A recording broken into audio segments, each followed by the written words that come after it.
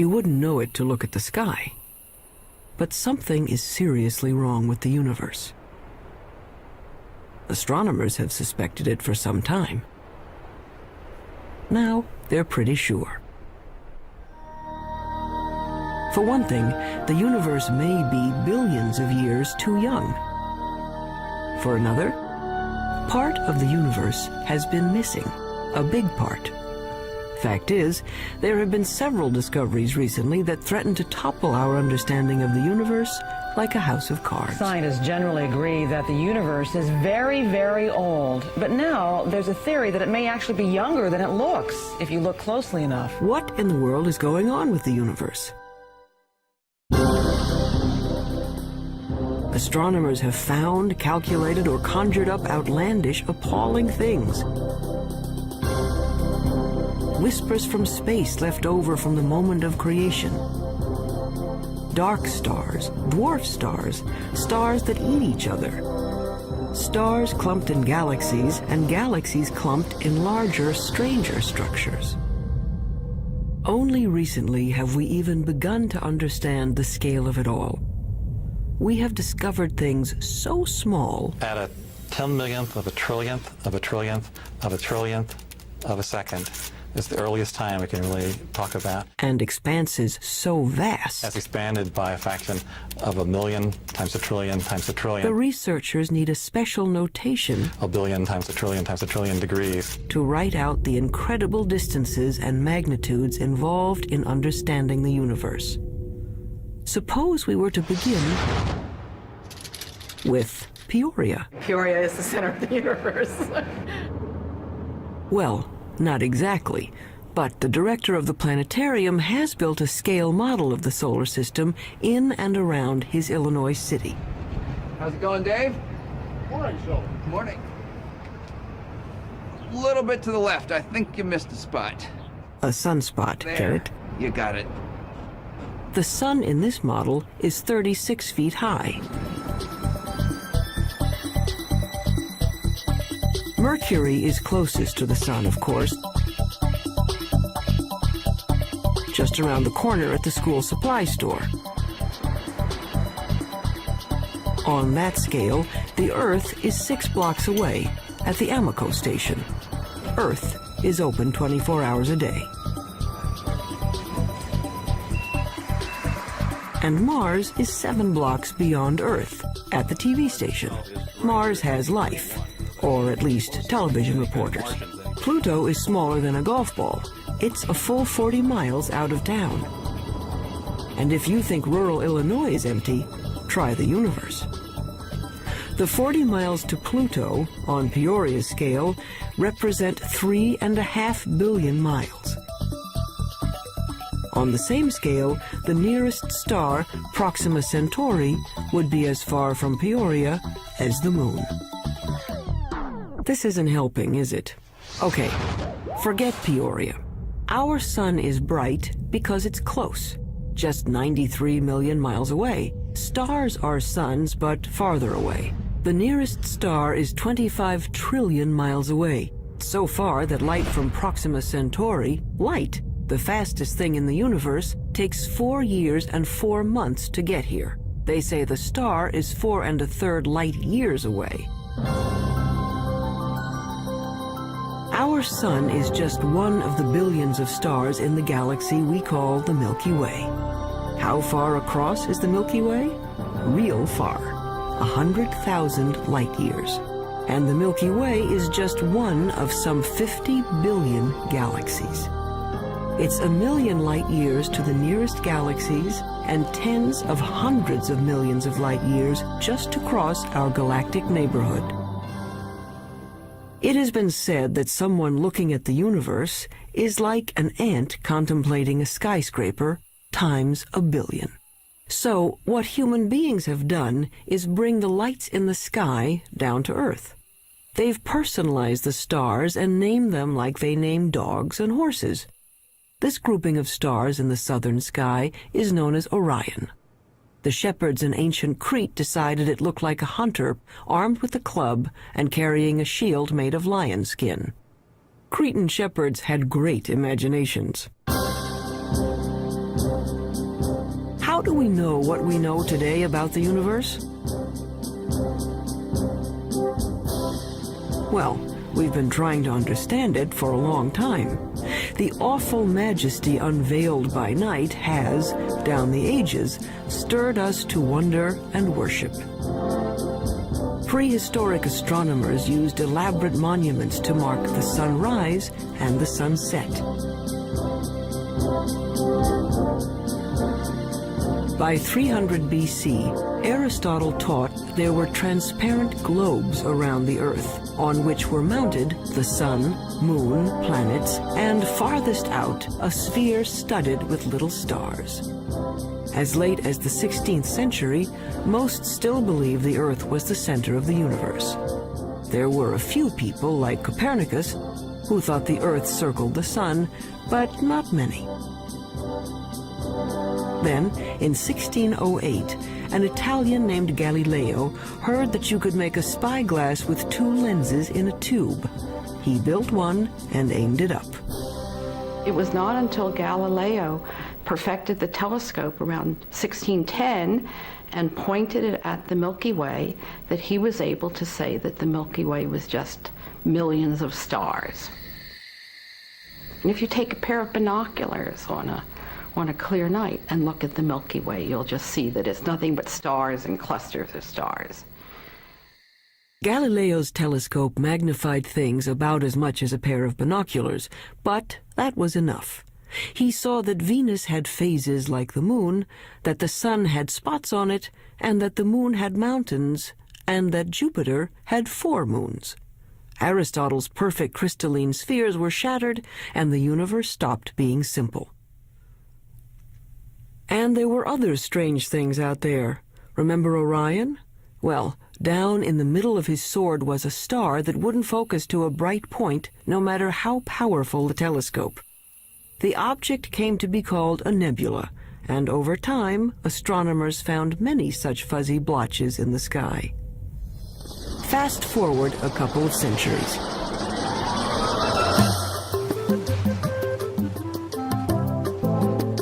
By 1924, the big astronomical telescopes had mirrors as well as lenses to concentrate the light. The one on Mount Wilson in Southern California had a collecting mirror 8 feet across. Images were captured on photographic plates in slow, careful time exposures. In the dark chill of the observatory dome, Edwin Hubble was studying a distinctive kind of star called a Cepheid variable. Astronomers use it as a distance marker because they know how bright nearby Cepheids are. They know that the dimmer the Cepheid, the farther away it is. Hubble was looking for Cepheids in his photographs when he realized he was seeing an entirely separate galaxy, Andromeda, 2 million light years away. A lot of those fuzzy nebulas turned out to be galaxies like our own. And the light from those galaxies looked redder than anyone expected it to be.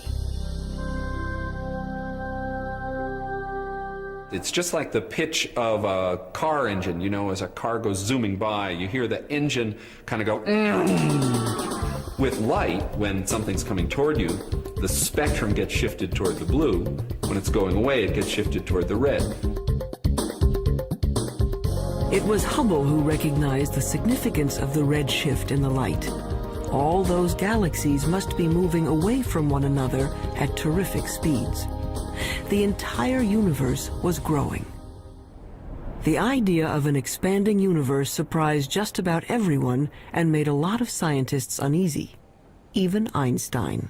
Researchers wanted to believe in a universe that always was and always will be, eternal.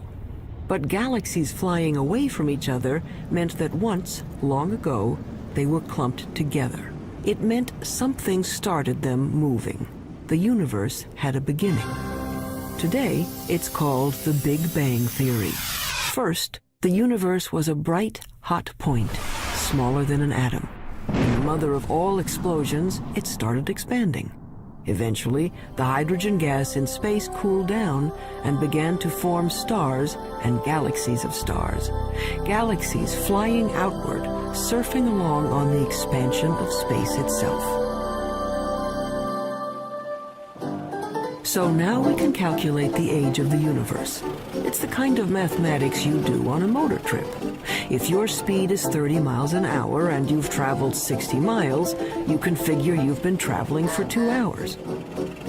The red shift tells us the speed of stars, and the milestone Cepheid stars tell us how far they've traveled. When astronomers divide it out, it says the Big Bang happened 15 to 20 billion years ago. Long ago and far away. So who cares? Well, we're answering one of the most fundamental questions that human beings can pose, and that is, how old is the universe that we live in? How did it begin? And what's its evolution? Those are major questions. Those are major philosophical questions, questions that religions have touched on, philosophy has touched on, physics is touching on, mathematics is touching on. And the people who are eventually going to come up with what is going to be accepted to be the right answer will make history of a kind. They will have contributed significantly to human knowledge. That, I think, is why it's such an important set of questions. And there's been a growing sense, as the millennium approaches its end, that the right answer is on the tip of our tongues, so to speak.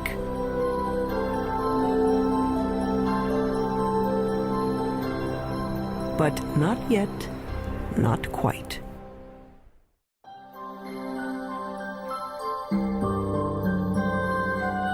Today's stargazers usually head for the hills. Hawaii's Mauna Kea, the Chilean Andes, Arizona's Mount Hopkins. Robert Kirshner works 8,500 feet up, hunting dying stars. I really like coming to the mountain. I like getting away from all the 100 distractions that you have when you're busy, and people are coming in to see you about all kinds of things, and the makeup exam and all that kind of stuff. And to just concentrate for a couple of days only on the scientific investigation, only on what you're trying to do, it's very, very good. Light pollution has chased astronomers out of the cities to lonely vigils in remote locations. Kirshner watches for the sudden flare-up that means a star has exploded, a supernova, or its smaller cousin, a nova. The kinds of things I'm working on, these supernovae, which are events that come and go, if you don't get it this year or this month, that one is gone. You just lose the chance.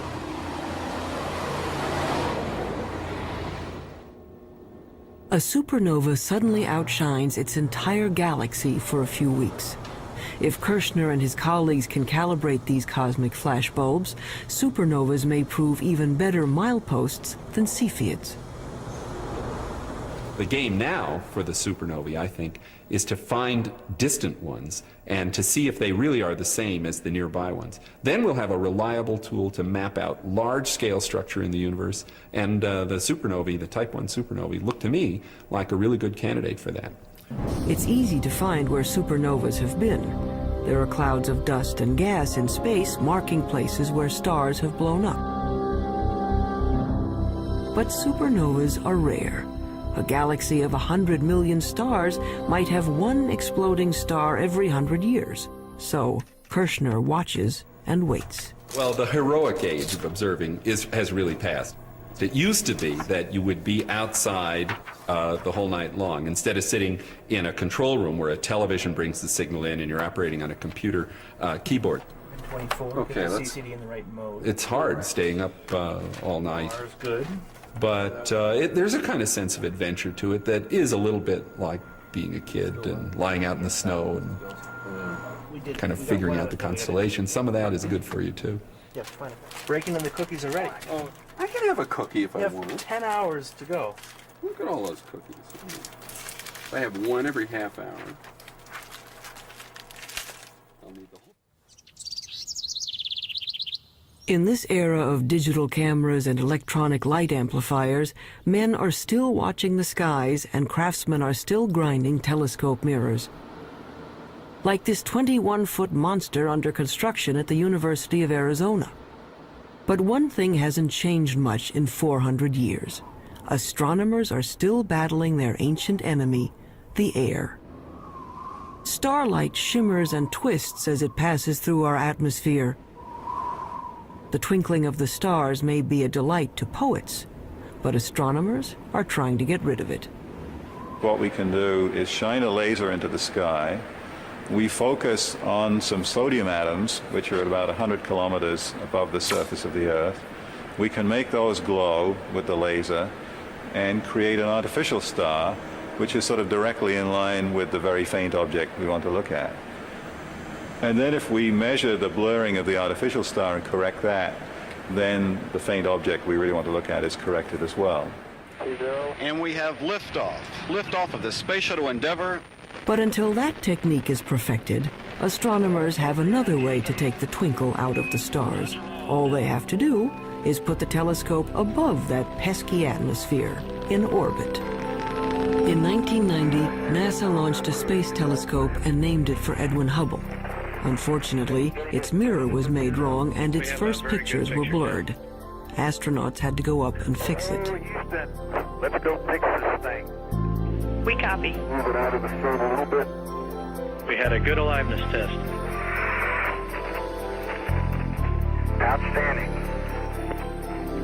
Houston, Endeavour has a firm handshake with Mr. Hubble's telescope. We copy that, Cody, and there are miles galore down here. It could be real exciting for the astronomical community, I guess, and for the whole world to see what Hubble really can do with a good set of eyeballs. The out-of-focus pictures gave way to spectacular shots of interstellar dust clouds and the great galaxies of stars. In just one bit of the sky, a tiny patch that could be blocked by a grain of sand held at arm's length, astronomers found 2,000 galaxies. They were seeing better than they ever could before. So one way of looking at it is if there was a firefly in Tokyo, and here we are in Washington looking at it, we could tell if there was another firefly 10 feet away, we'd actually be able to distinguish them. In 1994, at the Space Telescope Science Institute in Baltimore, astronomer Wendy Friedman was using the newfound clarity of the Hubble to observe the heavens and stumbled into the cosmological controversy of the decade. Yeah, I just wanted to ask you not to break out any observations until I give you a clear. So when were these images taken? She and her team, like Edwin Hubble before them, were looking at those milestone stars.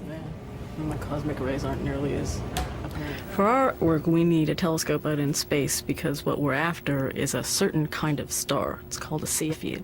And we have to be able to detect that kind of star against the background of a galaxy. And the Earth's atmosphere smears and blurs our view, and we can't detect those stars. Friedman got the best readings yet on Cepheids in a neighboring galaxy, and a measurement of its distance. Using the redshift speedometer, she calculated a new age for the universe. Our preliminary measurements indicate that the age of the universe is somewhere in the range from 8 to 12 billion years. And that immediately brings about a conflict with other ages that have been measured. That's a problem. Her universe is younger than some stars, and the age dating of stars is very accurate. Scientists can read a star's chemical changes like a clock. When we look at a cluster of stars, hundreds or thousands, it doesn't really matter. What we have to do is go in and measure the brightness of the brightest star that's left in the cluster, that's still burning hydrogen in its core. And that star is the minute hand on the clock, because that's the star that is closest to burning out its hydrogen, closest to ending its life, and that's a direct measure of the age of the cluster. But unfortunately, the star clock has been running 6 billion years longer than Friedman's universe. But we're looking at globular star clusters, 100,000 to 1 million stars, and they're being age dated by several very reputable groups of physicists, astronomers, and they're all coming up with ages 17, 18, 19 billion years. That's a problem.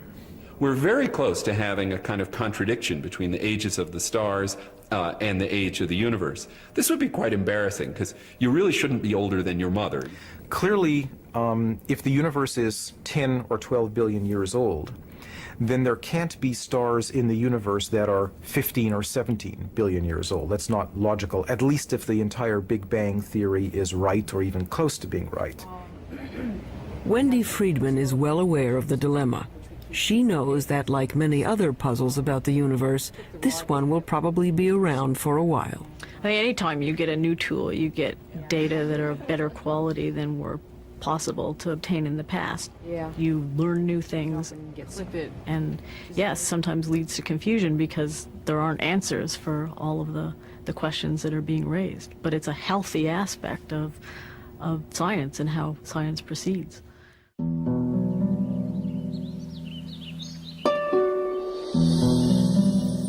There's more to the universe than meets the eye. We can see only a small part of what's going on out there. What we call visible light, the rainbow from red to violet, is a small slice of a larger spectrum. But there are other ways of seeing. With the right technology, you can look at the world in everything from X-rays to infrared to radio waves. In the last few decades, the new tools have brought a previously hidden universe into view.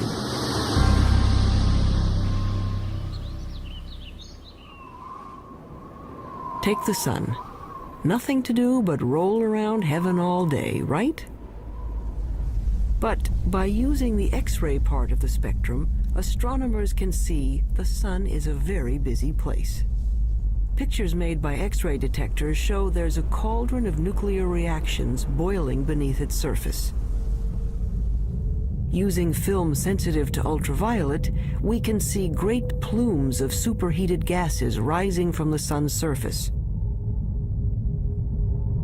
Our well-behaved, friendly neighborhood star is a continuing, self-contained thermonuclear explosion. It's in high-energy astronomy where you really see that the universe is a violent place. It's not just made up of these good citizen stars that sit quietly fusing their hydrogen into helium. NASA is looking at the lower end of the spectrum, infrared light. Infrared is absorbed by moisture in the Earth's atmosphere. So infrared telescopes are mounted on planes to lift them above the clouds.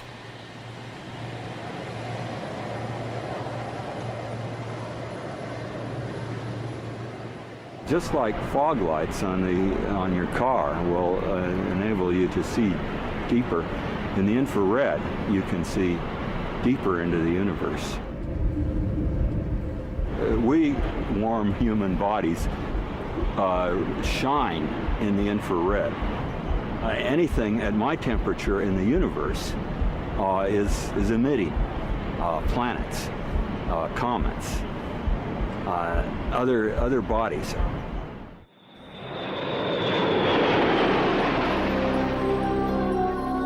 The star-forming regions of the universe are often hidden from view by dust clouds, until infrared astronomy allowed us a way in. Now we can see clouds of frigid hydrogen gas condensing and starting to heat up as stars. The sky in the infrared is a strange and wonderful place. Once we learned where to look, we could peek into these stellar nurseries and snap some baby pictures. This is Hubble's view of the Eagle Nebula. The bright spots on the edge of these monstrous pillars of gas are brand new suns.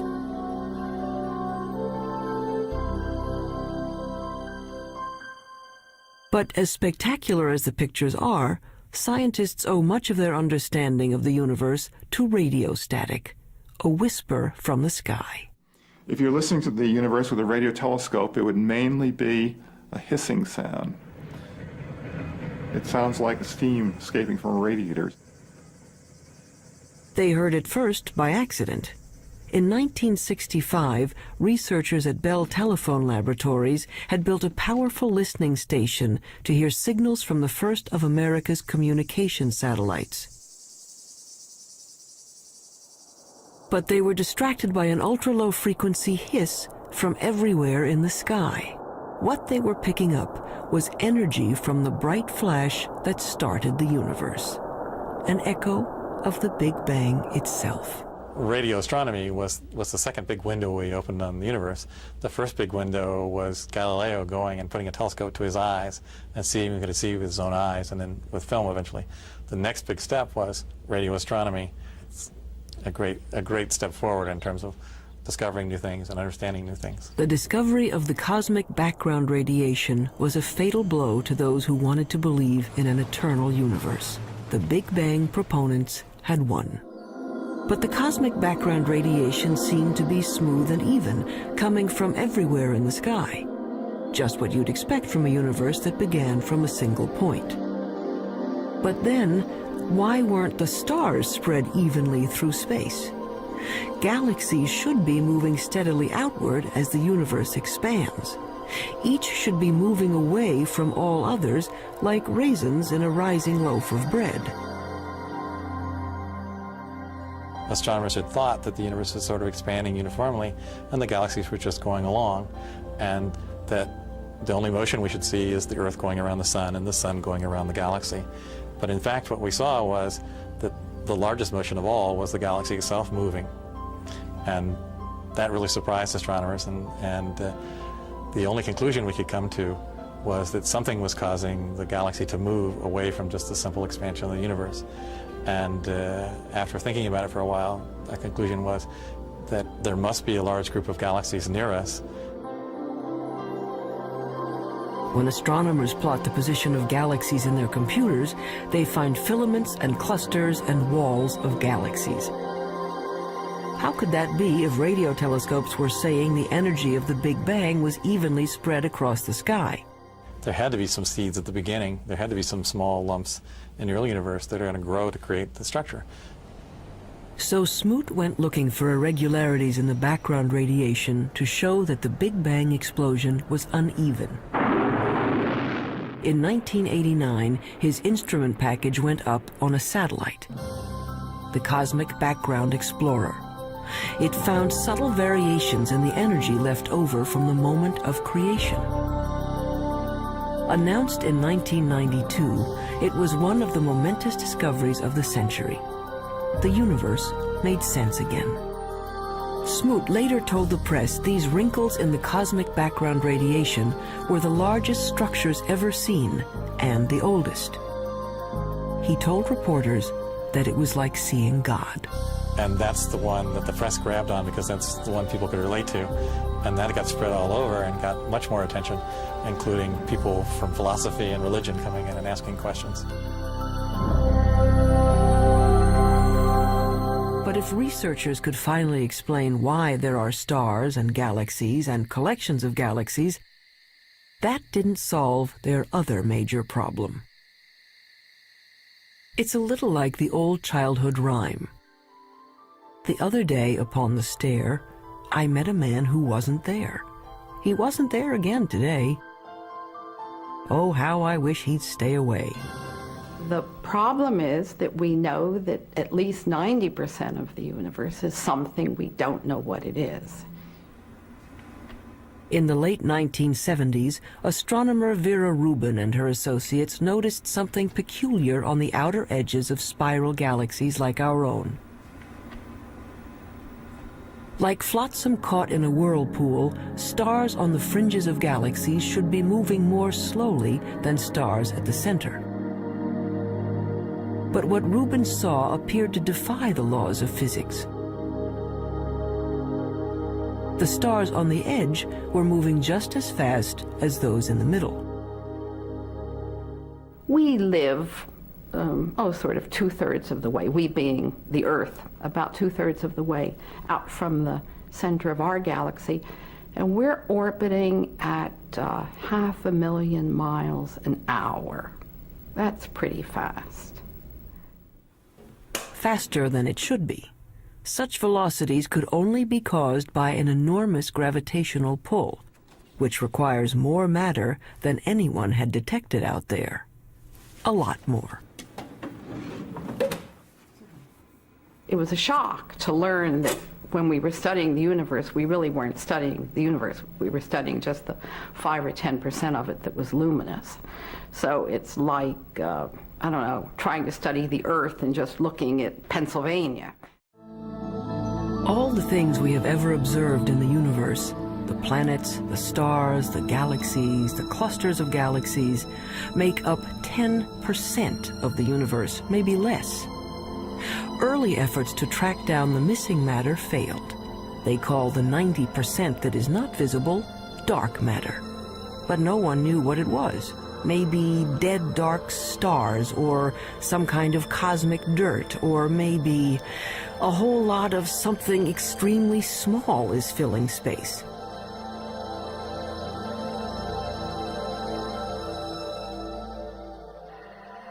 Subatomic particles called neutrinos might make up part of the missing mass, but not enough.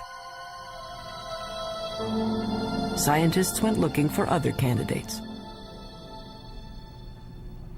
Daniel Snowden Ift theorizes that dark matter may be made of something physicists have taken to calling WIMPs, short for weakly interacting massive particles. These would be things smaller than atoms, if they exist at all.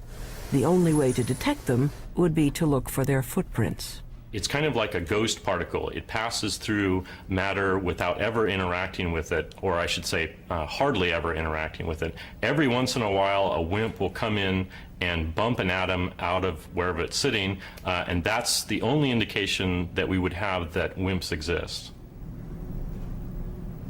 He's looking for elusive tracks that might have been left in billion-year-old mica rocks. Mineral mica has one of the most regular atomic structures of all, so if a WIMP had passed through it, it might have knocked some atoms out of alignment. What we're looking for is the WIMP to come in, bump one of the atoms in the mica, and that recoiling atom then produces a chemical change within the mica. In his search for the WIMPs, he splits up endless mica samples and bathes them in hydrochloric acid.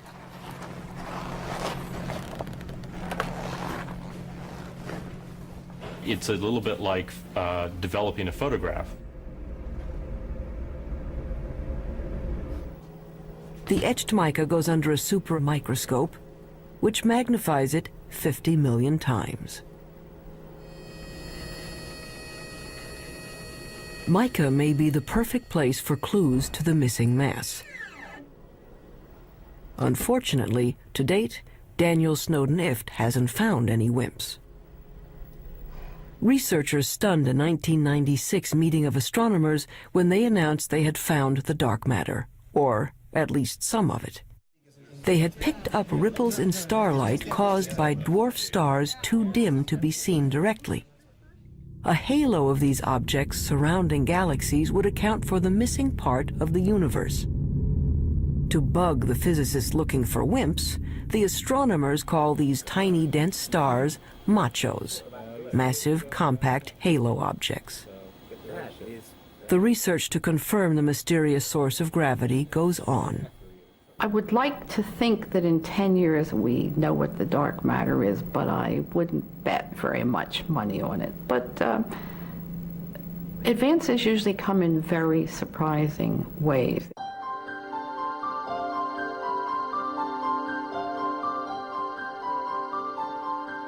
Why do we care about something that we can barely measure and can't see at all? Because it might tell us how the universe is going to end. Matter makes gravity, and gravity is the only thing that can act as a brake on the expansion started by the Big Bang. If there is not enough dark matter, the universe may go on expanding and cooling to end not in a bang, but a shiver. If there is enough dark matter, the expansion of the universe will coast to a stop and reverse, everything falling back together, till the Big Bang ends in a big crunch. And maybe, just possibly, a new Big Bang to start things up again.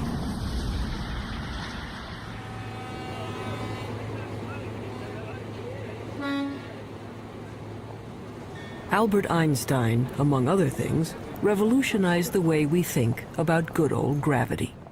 Astronomers generally only talk about one force, and that's gravity. And the reason for it is almost everything that's important on the large scale, that is on the scale of planets and stars or the universe as a whole, is gravity. From Einstein, we know that the gravity that pulled Newton's apple down from the tree isn't a kind of magnetism. Gravity is a property of matter and space. Matter bends space. The more mass, the more space around the mass is warped. That's why the moon goes around the Earth. It's trapped in a dimple in space, a gravity pit created by the mass of the Earth. When enough matter collects, gravity is strong enough to squish hydrogen atoms into helium atoms. This fusion releases enough energy to turn on a star. But gravity is also a star killer. Stars are born, age, evolve, and eventually die, just like people. They have a regular life cycle. During the entire life of any star, there is this delicate balancing act, because gravity is always at work trying to crunch the star down into a small point, and the high internal pressures are trying to blow the star up and blow it apart. And for about 90% of the life of the star is in nearly perfect equilibrium. And it just sits there, burning away and producing radiation. But when the fuel is gone and the fires go out, gravity is free to collapse the star. A medium-sized star like our Sun will burn steadily for 10 billion years. Then, in a kind of cosmic spasm, it will puff up to engulf the inner planets before collapsing into one of those white dwarf stars. A star twice the mass of our Sun would collapse even farther, ending up as a super-dense star the size of New York City, a neutron star. A teaspoonful of stuff from a neutron star would weigh 100 million tons. But what happens to a bigger star when its fires die down? Say a star 50 times the size of the Sun. It may blow up as a supernova, leaving a neutron star, but then it keeps on shrinking to infinity. An infinitely small point with a gravity so powerful that not even light can escape. There's no there. It's a black hole. And the analogy that we have to space being stretched by the material is you have a rubber sheet and you put a ball on it and it causes a dent. Put a heavier ball, it'll cause a deeper dent. If you put a heavy enough ball, it'll just tear through the rubber sheet altogether. If you force too much matter into a limited amount of space, it'll just tear space like tearing the rubber sheet. You can be forgiven for thinking a black hole is some sort of weird science trick. An infinitely small, invisible star defies common sense. It's what happens when you use mathematics as your lens on the universe. But out here on the high desert of New Mexico, they've found that black holes do exist outside of equations.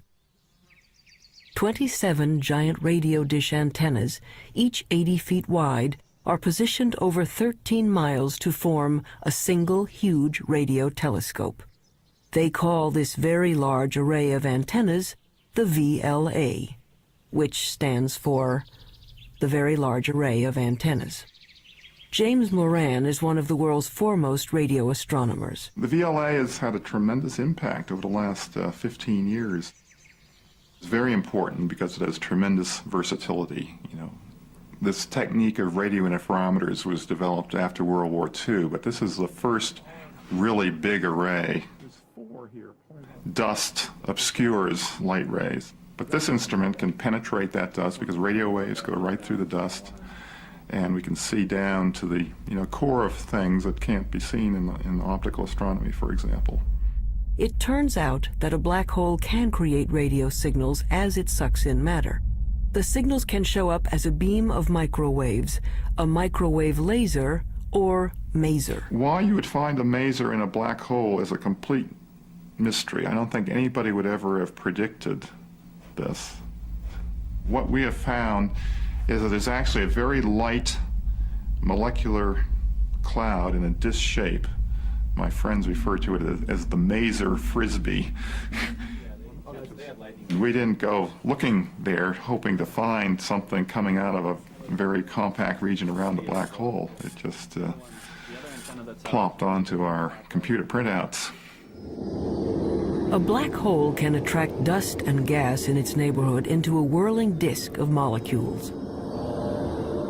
Those molecules release great bursts of radio energy as they are drawn in. There seem to be black holes made not from single stars, but from whole clusters of stars. They have a mass 100 million times that of our sun. But these monsters are still infinitely small points, capable of gobbling up other stars. But where does the stuff that falls into a black hole go? Does it just fall out of the universe? Possibly. Or it may pop up somewhere else in space. If you'll excuse an indelicate metaphor, there may be white holes regurgitating matter eaten by black holes in another part of the universe, a wormhole in the fabric of space and time, allowing you to go from one location to another without crossing the space in between. Or it might go to another universe entirely. Astronomy's reigning theoretical genius, Stephen Hawking, proposed that the black holes in our universe might well give birth to other universes. In fact, there might be any number of universes, like bubbles in the bath. We don't know, and probably can't know. If you fell into a black hole, you'd be stretched until you were thinner than a strand of spaghetti, which wouldn't bother you because time would stop. The rules of the universe as we know them don't seem to apply to black holes. That's what happens when you start messing around with infinities. It leaves us with a universe with holes in it. A universe with a lot of room for imagination.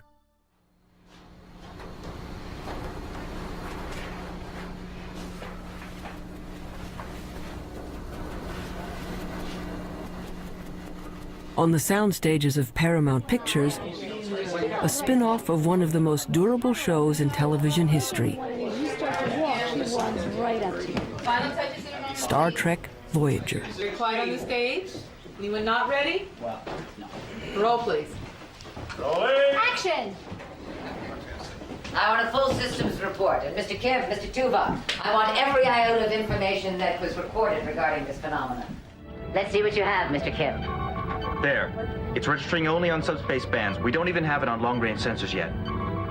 Verteron emanations. Tunneling secondary particles. It certainly looks like a wormhole. But is it stable enough for us to enter? And if it is, where does it lead? There is, of course, a 75% chance a wormhole will not lead to the Alpha Quadrant. Great.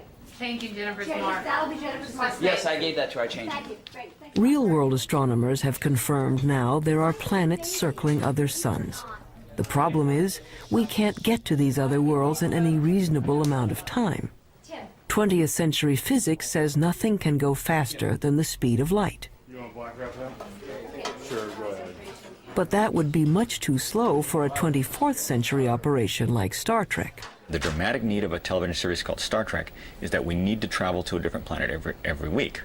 So Gene Roddenberry said, well, okay, we're going to have something that he called warp drive, which somehow warped space and let us travel through subspace. How does this work? We don't know. But nevertheless, we see it work every week, and hopefully the audience buys it.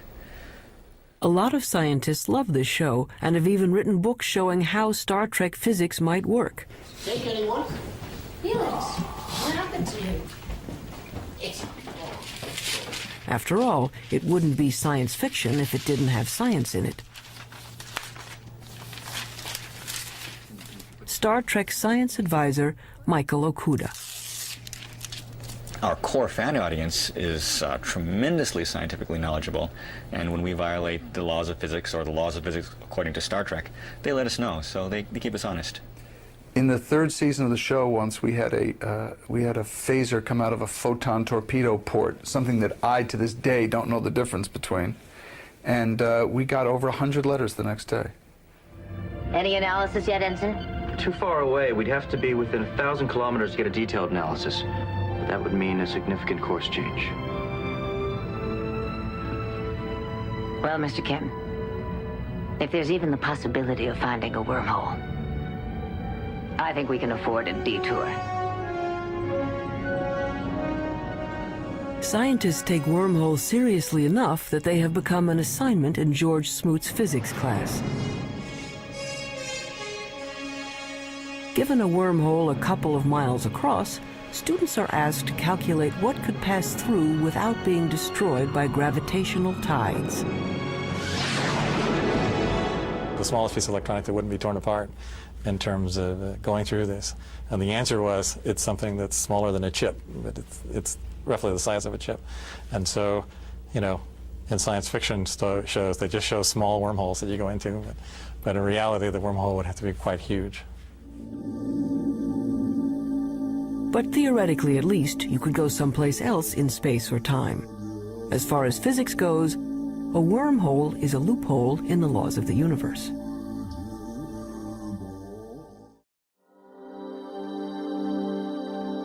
So we are left with questions. Why do some stars appear to be older than the universe? Why do galaxies move as if there were something dark and huge out there? We're not making people live 200 years. We're not doubling the gross national product. What we are doing is enriching everybody's lives by trying to answer some of the questions that I think everybody's interested in. These are some of the oldest questions, children's questions. Where did we come from? Where are we going? Are there other worlds? What is outside the universe? What happened before the universe started? What happens after the universe ends? You want to find out, well, where does science end and where does philosophy take over? And it's not clear where they do. Modern astronomy is a young subject, and each time we get a new and better tool for looking into the void, we find surprises. More and more data that doesn't quite fit. And I think it's portrayed as if the field is in total confusion and chaos, and I think very often it appears that way at the forefront when things are not understood and there are unsolved problems. But progress is being made. The fact that we're able to take these subtle clues, that things you can barely measure with the biggest, most sophisticated instruments, and figure out that they are telling you about what the universe was like 15 billion years ago, I think that's a terrific thing. Why does the universe exist? Given the fact that it does exist, the fact that it is as exquisitely beautiful, as exquisitely tuned as it is, that it works as astonishingly well as it does, and that we, very tiny creatures on a rather remote planet, not in any special place in the universe, have been able to evolve in this universe and sense the universe, the entire universe around us, that we can sense that there are things out to 15 billion light years away from us. That to me is just a mind-boggling concept. We are the only star in the universe that we know about that has life, so perhaps that makes one feel a little more unique and life a little more precious thing, knowing that it doesn't seem to be that common. We are part of the universe. The material that we know, the matter we're made of, started out as atoms produced by exploding stars. I like very much the fact that every atom in our bodies has come from some star. If there were no stars, the universe would be all hydrogen and none of what we know would exist. And that's why it's not an exaggeration to say that human beings are stardust, because the iron in our blood and our hemoglobin and the calcium in our bones and all the other heavy elements in our body were created in supernova explosions. So in our quest to understand the universe, we come back to ourselves. If we are made from the elements of stars, aren't we then, in a way, the universe trying to understand itself? It's not quite what the ancients were talking about, but maybe we're in the center of the universe after all.